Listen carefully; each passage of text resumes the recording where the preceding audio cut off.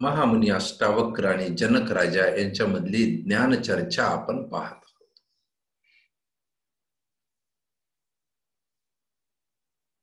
आजच्या भागामध्ये महामुनी अष्टावक्र जो मनुष्य काम वासनेमध्ये जखडून गेलाय, त्याच्यामध्येच हरवून गेलाय, त्याच्यातून कसं बरं आपण मुक्त व्हायचं याबाबतचे एक विलक्षण असं ज्ञान जनक राजाला देत आहेत. जसही या काम वासनेत आपण आलो, त्याच जागी सुंदरता संपून दुःखात रूपांतर होते, अशा प्रकारचं एक ज्ञान इथं सांगत आहे. सगळ्यात सुरुवातीला असतं की मी तुझ्याशिवाय आता जगू शकत नाही, आणि नंतर हे काम वासनेमध्ये आलं की तुझ्या सोबत आता मी जगू शकत नाही. अशा प्रकारची एक विचित्र अवस्था मानवाने करून घेतलेली आहे. तर याला ओळखणं गरजेचं आहे, हे इथं सांगतायत. सगळ्यात मुख्य इथं हे सांगतायत की आकर्षण जे आहे, आकर्षण किती वेळ असतं याच्याबद्दल खूप सुंदर सांगतात. जोपर्यंत एखादी वस्तू आपण पूर्ण प्राप्त करत नाही, पूर्ण त्याच्यावर अधिकार आपला होत नाही, तोपर्यंतच आपलं आकर्षण टिकून राहतं. बघा ना, एखाद्या दुकानात आपण वस्तू पाहतो, लगेच आकर्षण होतं की ही वस्तू माझी झाली पाहिजे.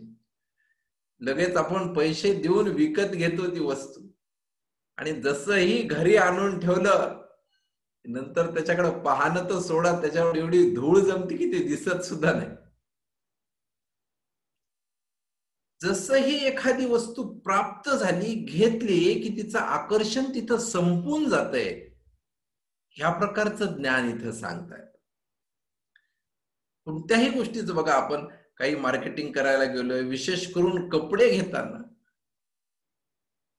महिला तर एवढं परेशान करतात त्या दुकानदाराला, हे रंग दाखवा, ते रंग दाखवा, असं करा, तसं करा.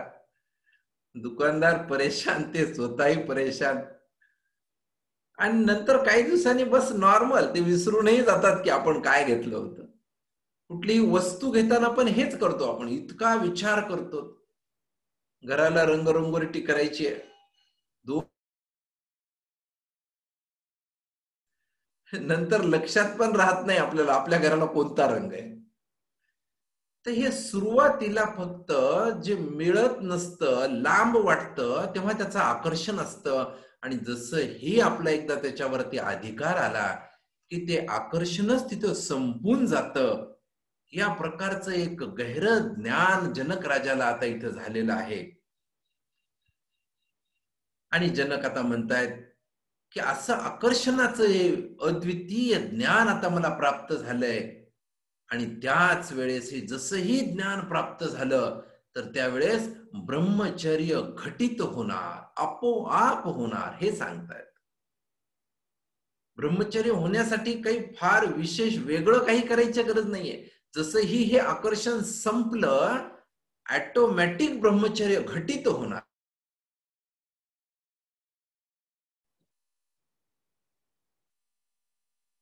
पण पुन्हा हे जनक सांगतायत की आपोआप जे घटित होतंय ते काही काही वेळा, काही संतांमध्ये, काही साधूमध्ये हे घटितच होत नाही. आणि कशी त्यांना एवढी आसक्ती होते. काही काही वेळा बघा, हे साधू संत म्हणता येणार नाही त्यांना, बोंधू साधू म्हणता येतील, डुप्लिकेट साधू म्हणता येईल. वस्त्र घालून घेतात, माळ घालून घेतात, बाहेरून सगळा पेहराव असा करतात की आपल्याला वाटावं की हे संतच आहेत, आणि आतमधून ती कामवासनेची आसक्ती सुटलेलीच नाहीये. म्हणून बघा, आपण खूप संत महात्मे बघतो, असे सेक्स स्कॅन्डल मध्ये पकडल्या जातात, एकदा पकडून मग बसतात जेलमध्ये जाऊन.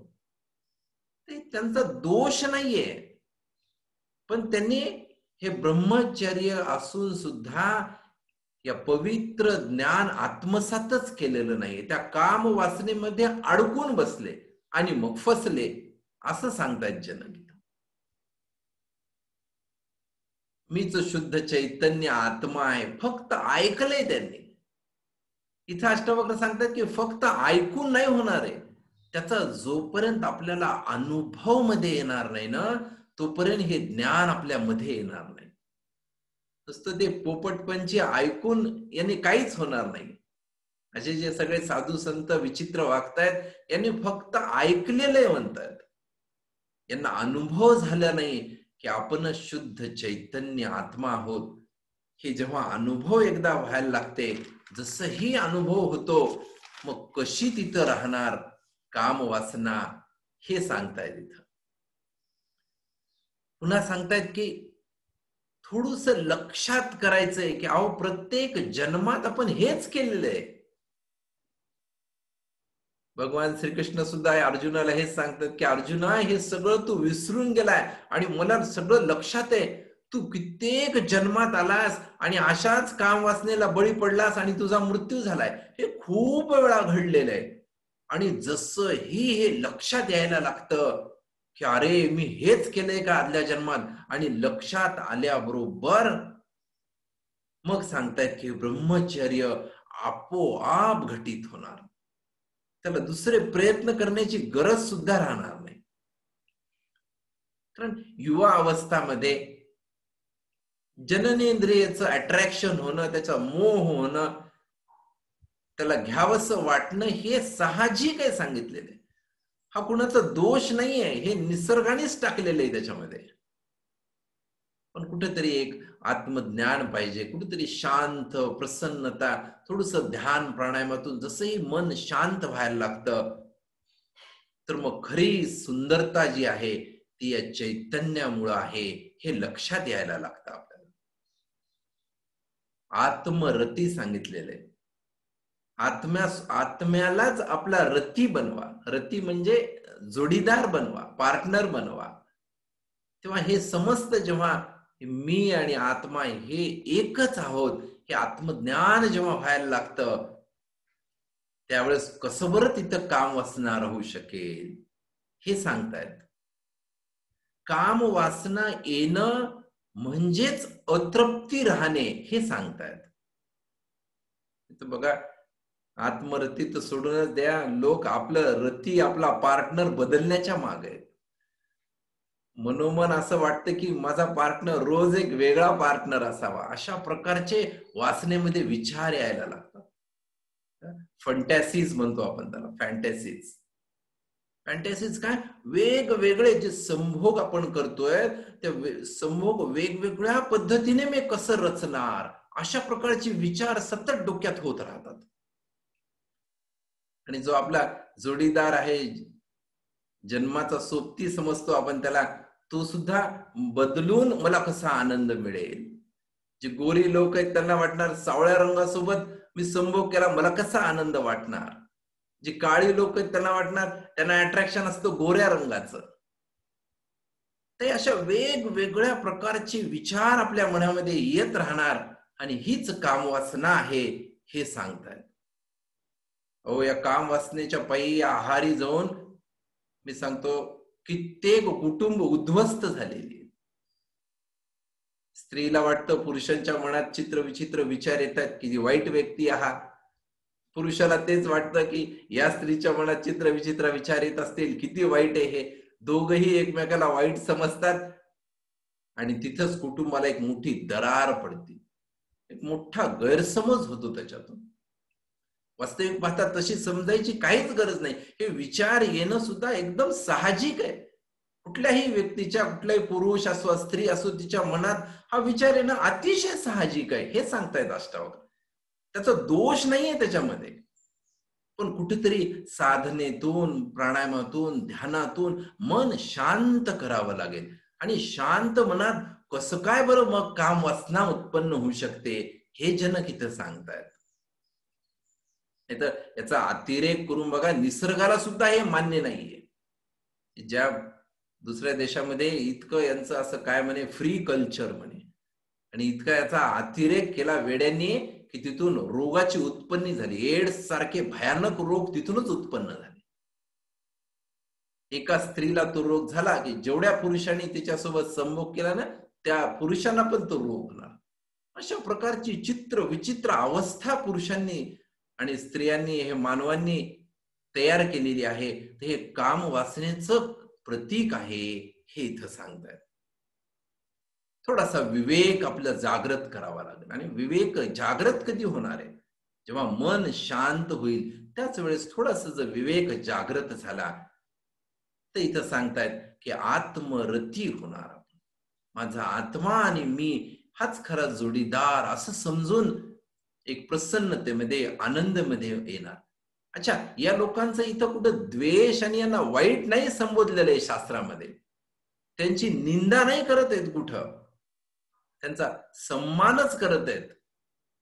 फक्त या काम वासनेत अडकल्यामुळे असं चित्र विचित्र वागणं या मानवाचं होत आहे हे इथं सांगतायत. पुढे सांगतायत की जन्मोजन्मी आपण हेच केलेलं आहे.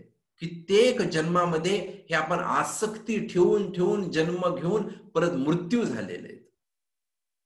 हे फक्त लक्षात जरी आलं तर ब्रह्मचर्य घटित होणार. आपण कसं काय मालिन्य होऊ शकतो, मलिन कसं काय होऊ शकतो, अशा प्रकारचं ज्ञान इथं अष्टावक्राला होत आहे.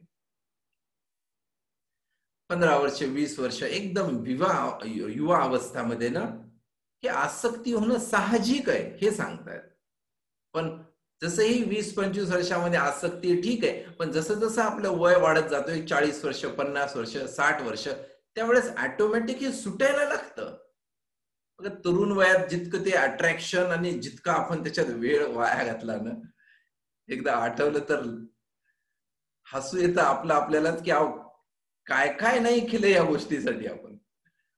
आणि आता पुढे चालून वाटतं की यार किती वेळ आपण याच्यात वाया घातलंय. हे सगळं असं सहजच होतं पण त्याच्यासाठी किती डोकं आपण गरम करून घेतलंय.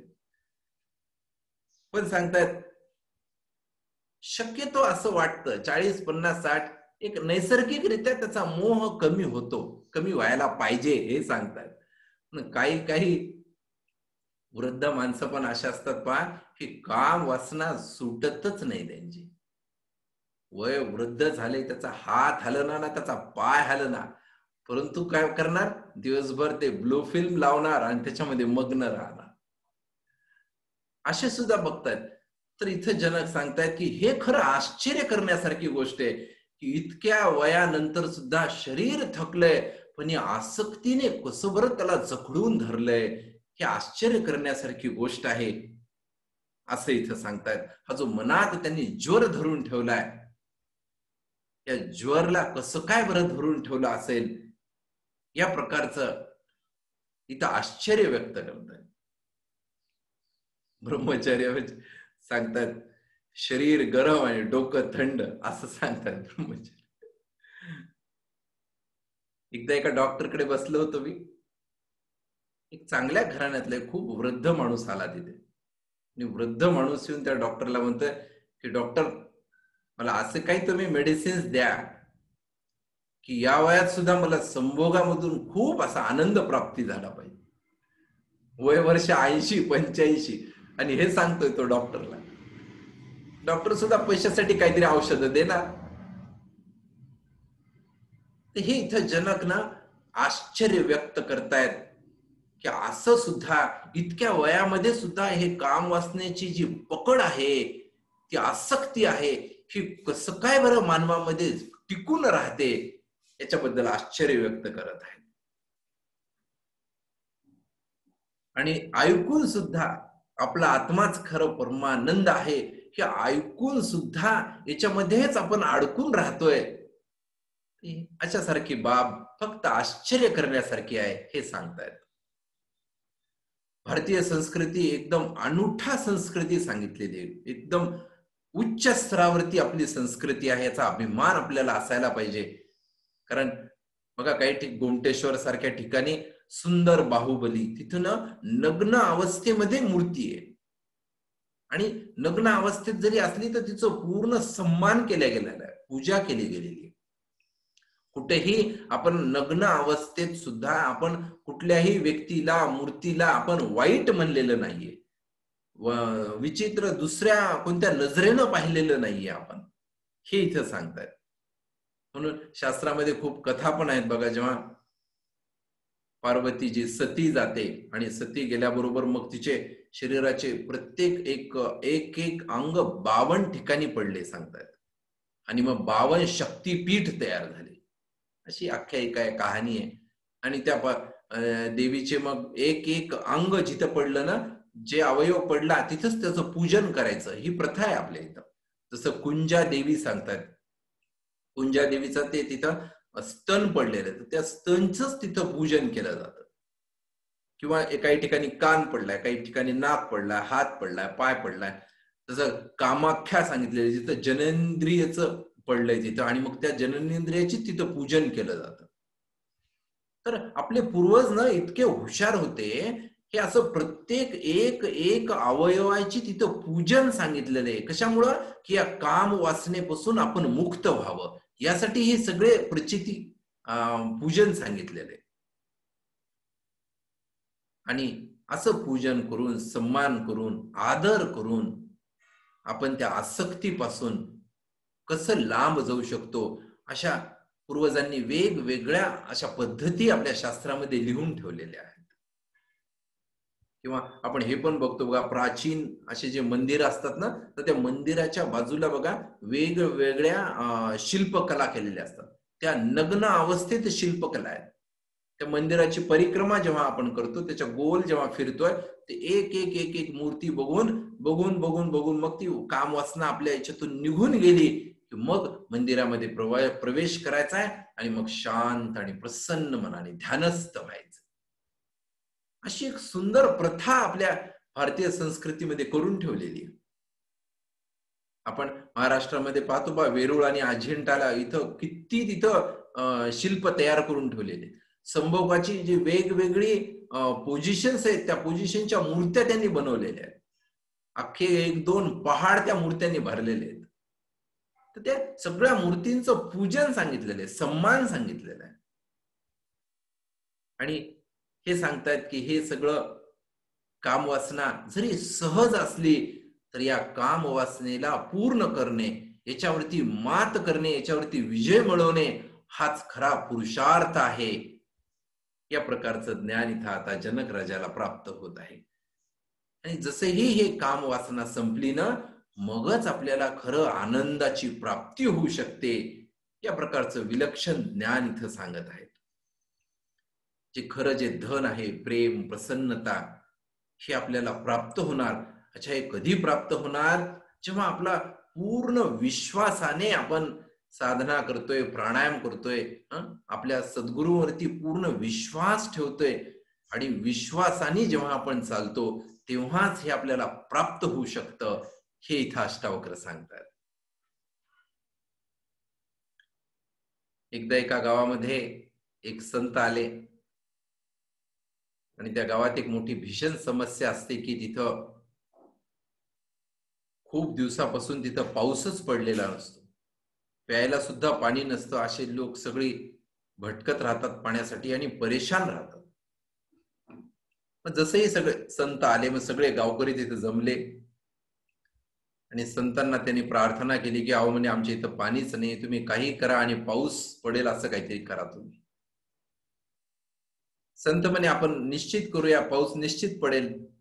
त्यासाठी एक आट आहे, तुम्ही सगळेजण ना आता या मंदिरामध्ये या म्हणे, आपण तिथं ध्यान करू, पूजन करू, यज्ञ करू, आणि त्याच्यामुळे मग निश्चितपणे पाऊस पडणार, काही शंका नाही त्याच्यात.